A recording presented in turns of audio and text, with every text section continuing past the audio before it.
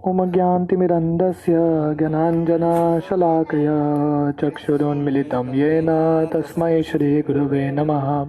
श्रीचैतन्यमनोभीष्टं स्थापितं येन भूतले स्वयं रूप कदा मह्यं ददाति स्वपदान्तिकं।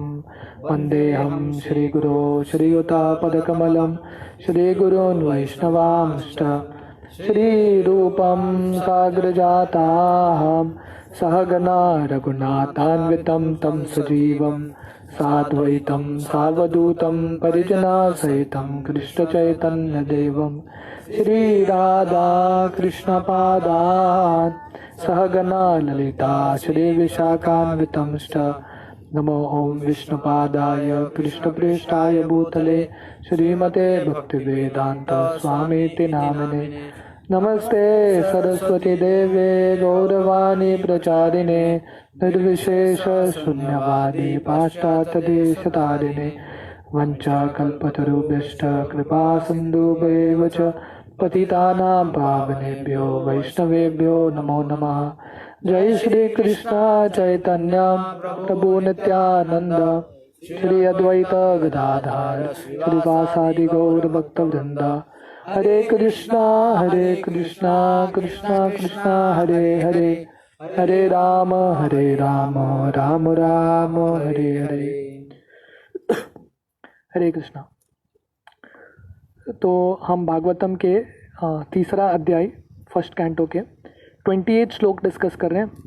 जो ये श्लोक को भागवतम का परिभाषा सूत्र बोला जाता है, भागवतम का सबसे प्रमुख श्लोक। इनफैक्ट ये श्लोक को जितने भी श्लोक हैं भागवतम के, उसका राजा ये है, the king of all shlokas. तो जब भी भागवतम में कुछ कॉन्ट्रडिक्शन होता है तो ये श्लोका से उसको रिजॉल्व करते हैं, राइट। तो ये बहुत इंपॉर्टेंट श्लोक है। तो यहाँ तक सुतो गोस्वामी जितने भी भगवान के अवतार हैं उनके नाम लिए 22 अवतार्स, और एंड में यहाँ पे बोलते हैं टेक्स्ट 28 में, एते चम शकला पुंस कृष्णस्तु भगवान स्वयं इंद्रियारि व्याकुलम लोकम मृदयंती युगे युगे। तो जितने यहाँ अवतार बताए सुतो गोस्वामी ने, ये हम पे बोलते हैं कि अंशकला ये भगवान के अंश हैं, ये कला है। कला क्या होता है? अंश के अंश, right, part of the parts. पर भगवान श्री कृष्ण कौन है? स्वयं भगवान। कृष्णस्तु भगवान स्वयं, but Krishna is the supreme person of godhead. Purport. In this particular stanza, Lord Shri Krishna, the person of Godhead, is distinguished from all other incarnations. तो ये जो श्लोक में कृष्ण का अलग से मेंशन आता है, बाकी सब अवतार आते हैं, वो 22 इनकारनेशंस में कृष्ण भी आते हैं, सुतो गोस्वामी बोलते हैं, पर यहाँ पे स्पेसिफिकली बोलते हैं कृष्ण बाकी अवतारों में से स्पेशल है। He is counted amongst the avatars because out of his causeless mercy the Lord descends from his transcendental abode. तो भगवान कृष्ण का गिनती, भगवान कृष्ण अवतारी है, उनसे सब अवतार है, फिर भी कभी कभी भगवान का गिनती अवतारों में होता है। क्यों? क्योंकि भगवान जब वही अवतारी कृष्ण जब ये दुनिया में आते हैं, वो भी गर्भोदक्षाई विष्णु के माध्यम से ही आते हैं। So he is counted among the avatars because of his causeless mercy. The Lord descends from his transcendental abode. अवतार means one who descends. तो अवतार का मतलब क्या है? जो वहाँ आध्यात्मिक जगत से ये जगत में जिनका अवतरण होता है। All the incarnations of the Lord, including the Lord himself, descend on the different planets of the material world, as also in different species of life to particular missions. तो भगवान अलग अलग ग्रह में, अलग अलग ब्रह्मांड में, अलग अलग योनि में जन्म लेते हैं, क्योंकि उनका कुछ कार्य रहता है करने के लिए। Sometimes he comes himself and sometimes his different plenary portions or parts of the plenary portions or his differentiated portions directly or indirectly empowered by him descend on this material world to execute certain specific functions. तो कभी कभी भगवान स्वयं आते हैं। तो स्वयं भगवान कौन है? कृष्ण है। कभी कभी भगवान स्वयं आते हैं या कभी कभी भगवान का अवतार आता है अलग अलग, राइट। जैसे राम, वराह, नरसिम्हा, अलग अलग अवतार आता है। तो कभी कभी भगवान अलग अलग जीवों को शक्ति देते हैं, शक्ति प्रदान करते हैं शक्तावेश अवतार के रूप में। पर कैसे भी माध्यम से भगवान का कारण क्या है ये सब अवतार लेने का? क्योंकि एक स्पेसिफिक कार्य रहता है करने के लिए, और जीवों को और एक बार अवसर देते हैं भगवत धाम आने का। Originally, the Lord is full of all opulences, all prowess, all fame, all beauty, all knowledge and all renunciation. पर भगवान कौन है? कृष्णस्तु भगवान स्वयं। भगवान का डेफिनेशन क्या है? तो पराशर मुनि डेफिनेशन देते हैं, ऐश्वर्यस्य समग्रस्य वीर्यस्य यशश श्रिय ज्ञान वैरागयश्चैव शनन भाग इतिंगन। तो भगवान का डेफिनेशन क्या है कि जिनके पास ये 6 ऐश्वर्य पूर्ण मात्रा में है। ये 6 ऐश्वर्य क्या है? पहला तो शक्ति, बाद में यश, सुंदरता, ज्ञान, तपस, रिनाउंसिएशन, राइट।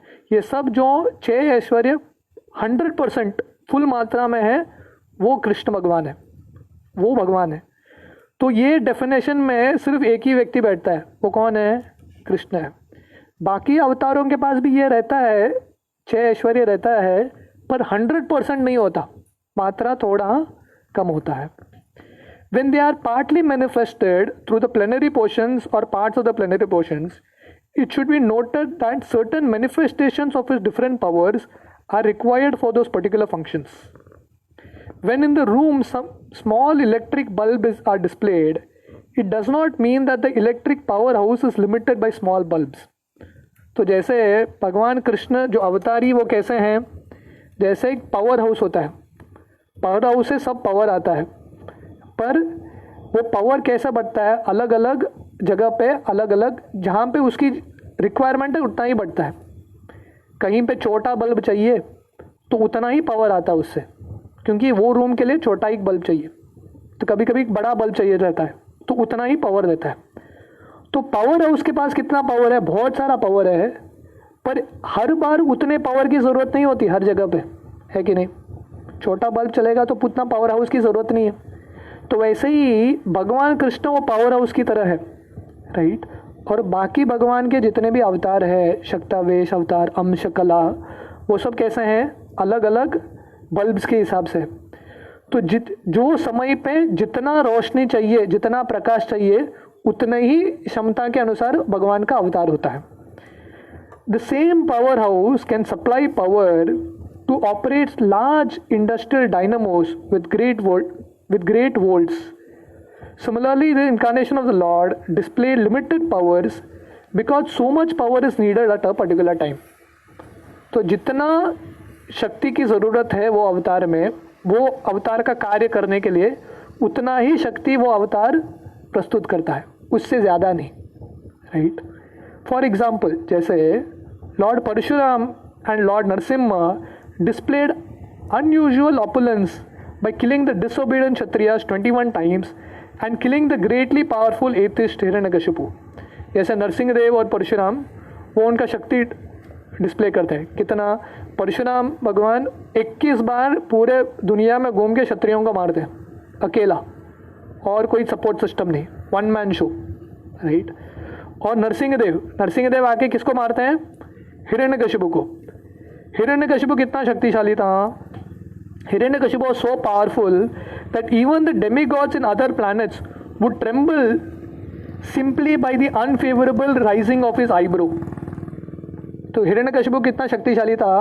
उसने जितने भी देवता हैं वो ऐसा आंख ऊपर करके देखता था तो बारिश होता था, इंद्र बारिश करता था। ऐसा आंख ऊपर करके सूरज को देखेगा तो टेम्परेचर कम करेगा सूरज।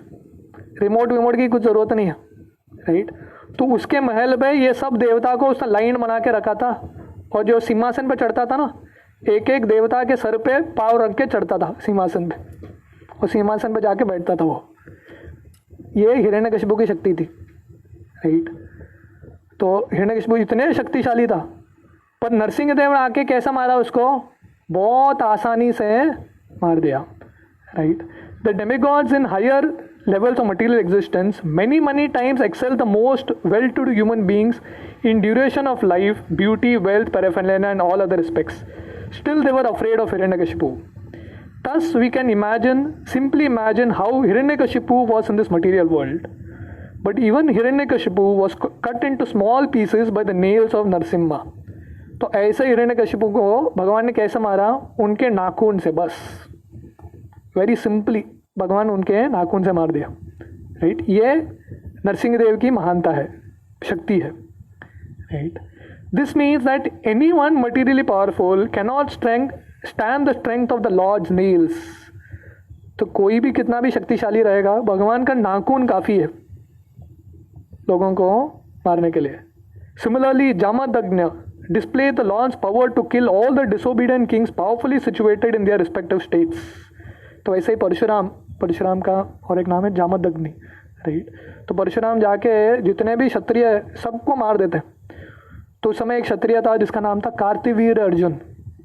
कार्तिवीर अर्जुन इतना शक्तिशाली था कि उसके हजारों हाथ थे। तो वो नदी में स्नान करता था ना, ऐसा हाथ रखता था पूरा नदी रुक जाता था। डैम जैसा बनता है ना, वैसा हाथ फैलता तो नदी ही रुक जाता था। इतना शक्तिशाली था कार्तिवीर अर्जुन। पर परशुराम ने जाके उसको बहुत आसानी से मार दिया। ऐसा इतने सारे क्षत्रियों को अकेले परशुराम ने मार दिया। लॉर्ड्स तो वो हो गए नरसिंह देव और परशुराम जो शक्ति दिखाते हैं। The lord's empowered incarnation Narada and plenary incarnation Varaha as well as indirectly empowered lord Buddha created faith in the mass of people. तो ऐसे भगवान के अलग अलग अवतार हैं। नारद जैसे जो भक्ति देते हैं लोगों को, या बुद्ध जैसे जो लोगों को उनका एक ज्ञान देते हैं। तो इन सब अलग अलग लोगों में श्रद्धा पैदा करते हैं। The incarnations of Ram and Dhanvantari displayed is fame. तो भगवान राम और धन्वंतरी जो विष्णु के जो शक्ति है उसका जो यश है वो दिखाते हैं। Balarama Mohini and Vamana displayed his beauty. तो बलराम जी मोहिनी अवतार, वामन देव भगवान की सुंदरता को दिखाते हैं, right. Dattatreya Matsya Kurma Kapila exhibited transcendental knowledge, right, ज्ञान शक्ति दिखाते हैं ये सब अवतार। Nara Narayana Rishi exhibited is renunciation. जो 6 ऐश्वर्य है भगवान के, जो नर नारायण ऋषि रिनाउंसिएशन है वो दिखाते हैं। So all the different incarnations of Lord indirectly or directly manifested different features, but Lord Krishna, the primeval Lord, exhibited the complete features of Godhead, and thus it is confirmed that He is the source of all other incarnations। तो जितने भी अवतार हमने बताए अब तक वो सब भगवान के अलग अलग शक्तियाँ प्रस्तुत करते हैं, बट कृष्ण जितने भी ऐश्वर्य हैं वो पूर्ण मात्रा में प्रस्तुत करते हैं, राइट। तो इसलिए कृष्ण को सभी अवतारों का स्तोत्र बताया जाता है। And the most extraordinary feature exhibited by Lord Krishna was his internal energetic manifestation of his pastimes with the cowherd girls.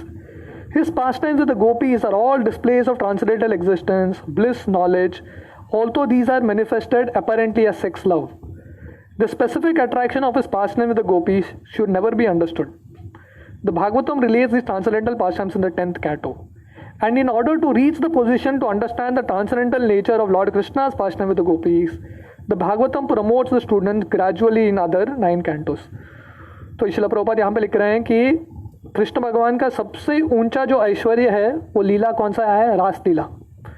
पर वो रास लीला हम अपने बुद्धि के स्तर पे समझ नहीं सकते, इसलिए भागवतम के 10वें स्कंद में रास लीला प्रवेश करने से पहले भागवतम का पहला जो 9 स्कंद है वो अच्छे से पढ़ेंगे, तभी हमको समझ में आएगा कि ये रास लीला साधारण लीला नहीं है, वो सबसे ऊंचा लीला है। According to Srila Jiva Goswami statement, in accordance with authoritative scriptures, Lord Krishna is the source of all incarnations. It is not that Lord Krishna has any source of incarnations. All the symptoms of the supreme truth in full are present in the person as Lord Shri Krishna. And in Bhagavad Gita, the Lord emphatically declares that there is no truth greater than or equal to himself. तो श्रील प्रभुपाद यहाँ पर लिख रहे हैं कि जीव गोस्वामी बताते हैं कि कृष्ण बाकी सब अवतारों के स्तोत्र हैं और कृष्ण का कोई उगम नहीं है, कृष्ण से ही बाकी सब कुछ आता है। और गीता में स्वयं कृष्ण बोलते हैं कि उनके ऊपर और कुछ सत्य है ही नहीं। In this stanza, the word Swayam is specifically mentioned to confirm that Lord Krishna has no other source than himself. तो कृष्ण तू भगवान स्वयं का मतलब क्या है कि भगवान का और कोई उगम नहीं है, कृष्ण ही सभी के स्तोत्र हैं। Although in other places the incarnations are described as Bhagavan because of their specific functions, nowhere they are declared to be the supreme personality. In this stanza, the word Swayam signifies the supremacy as the Samam Bonam. तो बाकी अवतारों को भी कभी कभी भगवान बोला जाता है, बट जो स्वयं भगवान है वो सिर्फ कृष्ण है. The Samam Bonam Krishna is one without a second. He himself has expanded himself in various parts and portions and particles as Swayam Rupa, Swayam Prakasha, Tadekatma, Prabhava, Vaibhava, Vilasa, Avatara, Avesha and Jivas, all provided with innumerable energies just suitable to their respective persons and personalities. तो ऐसे भगवान के अलग अलग categories अवतार के. कौन कौन सा कैटेगरीज है? स्वयं रूप, जो भगवान के स्वयं के रूप हैं. स्वयं प्रकाश, तद एकात्म, प्रभाव, वैभव, विलास, अवतार, आवेश, जीव, ऐसे अलग अलग भगवान के कैटेगरीज हैं. पर ये सब भगवान की कैटेगरीज है. कृष्ण अभिन्न है इन सब में से. कृष्ण ये सबके उगम है. Right. Learned scholars and transcendental subjects have carefully analyzed the Samam Bonam Krishna to have 64 principal attributes. तो जितने भी आचार्य, स्पेशली रूप गोस्वामी ने भक्ति रसामृत सिंधु में बहुत क्लियरली लिखते हैं कि कृष्ण भगवान के पास 64 क्वालिटीज़ हैं. बाकी जितने भी अवतार हैं उनके पास 64 नहीं होते. राइट. तो विष्णु के पास, बाकी जो विष्णु तत्व है, राम, मत्स्य, उनके पास सिर्फ 60 क्वालिटीज़ होते हैं. सिर्फ कृष्ण के पास 64 है. राइट. और शिव जी के पास उससे थोड़ा कम होता है और ब्रह्मा के पास उससे थोड़ा कम होता है. So ultimately the supreme is Krishna. Krishna सबसे सर्वश्रेष्ठ है.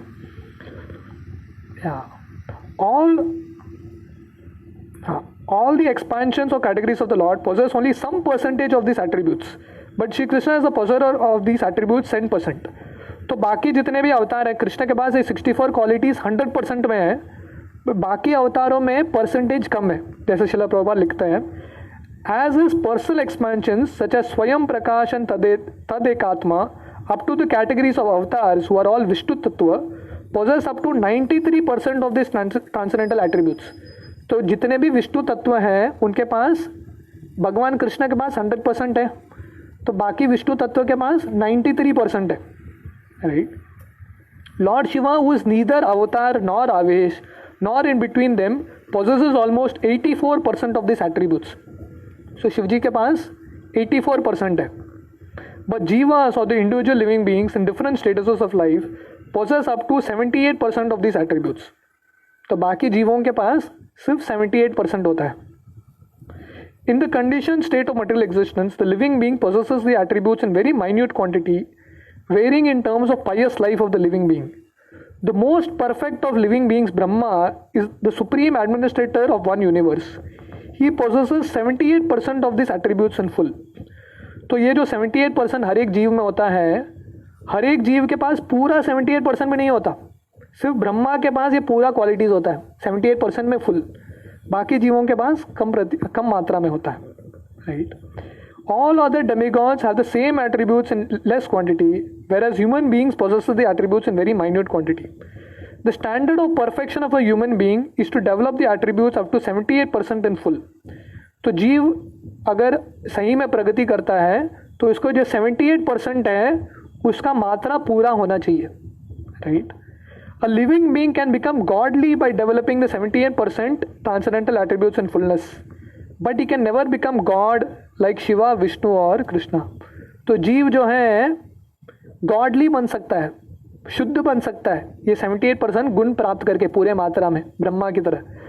पर जीव कभी भगवान बन नहीं सकता, क्योंकि भगवान के पास ये जो गुण होते हैं पूरे मात्रा में होते हैं 100%.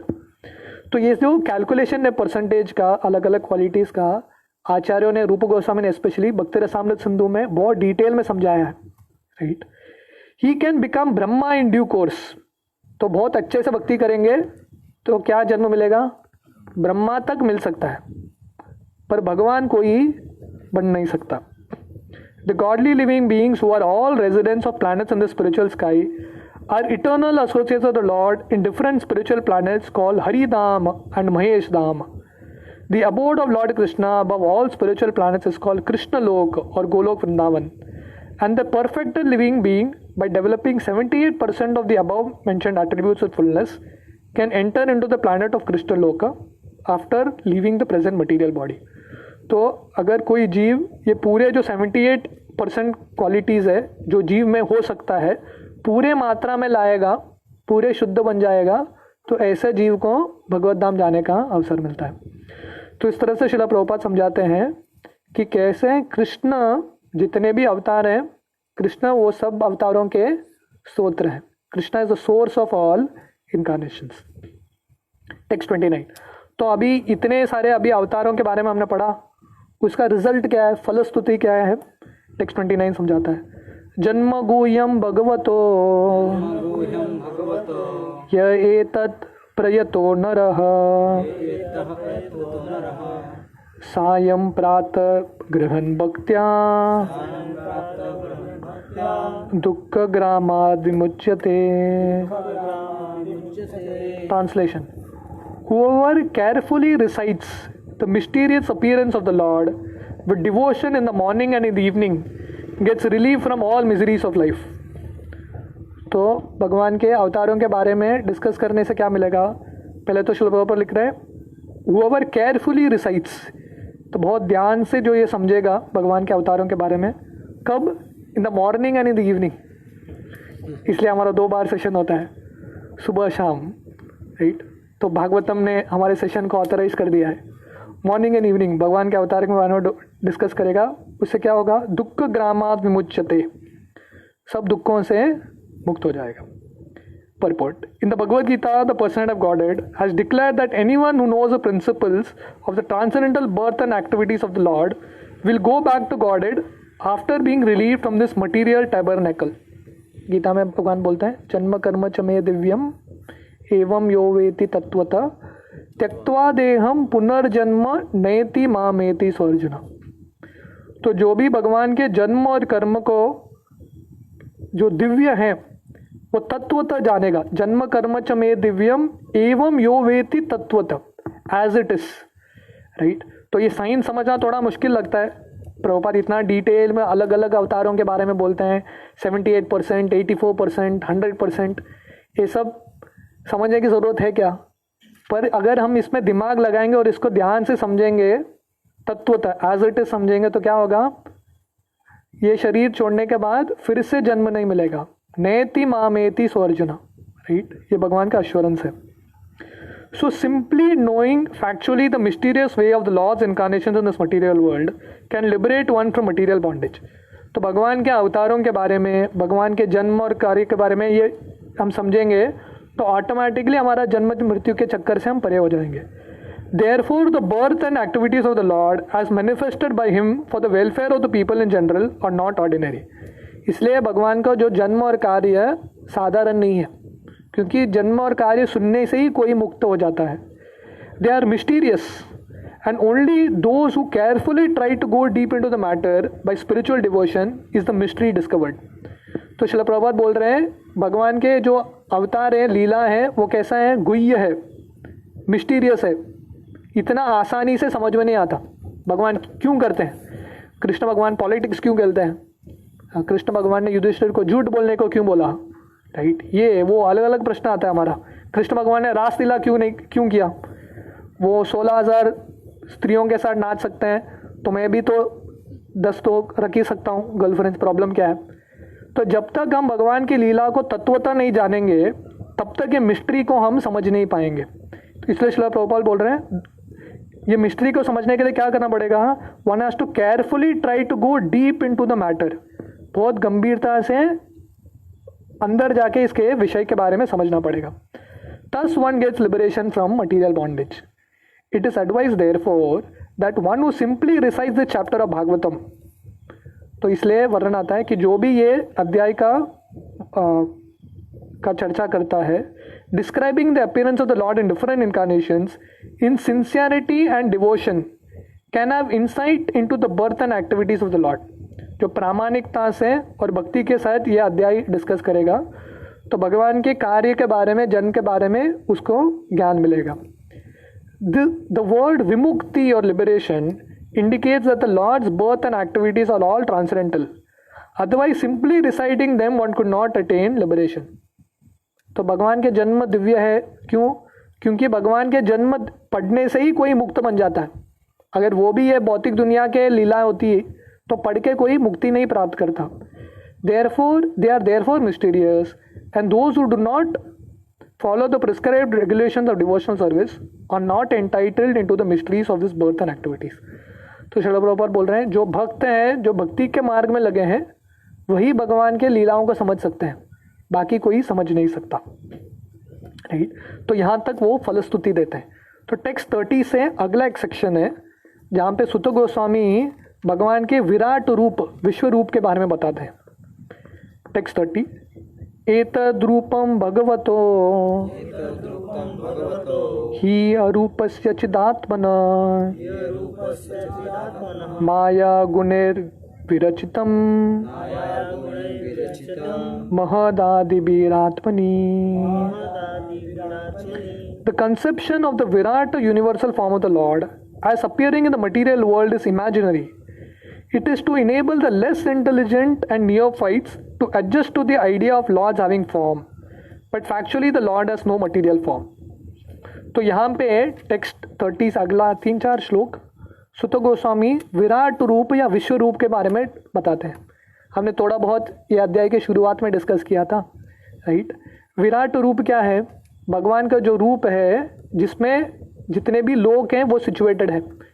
So this is an imaginary form, काल्पनिक रूप है ये। तो सुत गोस्वामी यहाँ पे बोलते हैं कि जो लोग कम बुद्धि के हैं वो किसकी पूजा करते हैं? विराट रूप, विश्व रूप की पूजा करते हैं। क्यों? क्योंकि वो बाकी जितने अवतारों पे उनका विश्वास नहीं है, तो इसलिए विश्व रूप या विराट रूप की पूजा करते हैं। राइट, पर ये फिर भी ठीक है, क्योंकि क्या है, जब धीरे धीरे वो विश्व रूप या विराट रूप की पूजा करने लगेंगे तो उनको विश्वास इतना तो आएगा कि भगवान का कुछ रूप है। राइट, और धीरे धीरे उनका प्रगति होकर भगवान के स्वयं के रूप में, जो अवतार के रूप में उनकी पूजा करेंगे।